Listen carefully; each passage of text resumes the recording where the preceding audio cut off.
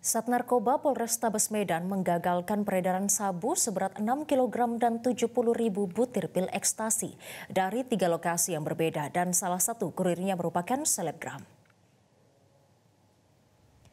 Penangkapan kurir narkoba yang merupakan salah satu selebgram di kota Medan, petugas menggeledah rumah Y di Jalan Besar Deli Tua, Kabupaten Deli Serdang dan menemukan satu tas ransel yang berisi 5 bungkus kemasan teh Cina yang berisi 6 kg narkoba jenis sabu beserta 2 bungkus besar pil ekstasi.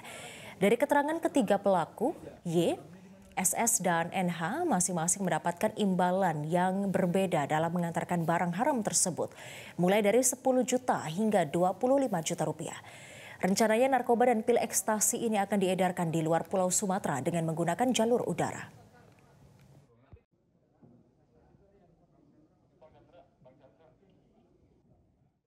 Lalu 14 bungkus plastik berisikan narkotika jenis ekstasi warna biru ini.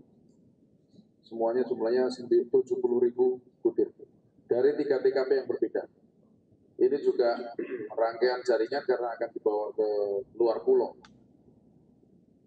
Kemudian untuk subjeknya sendiri, subjek hukumnya ada rekan-rekan kenal sebagai konten. Jelajahi cara baru mendapatkan informasi. Download Metro TV Extend sekarang.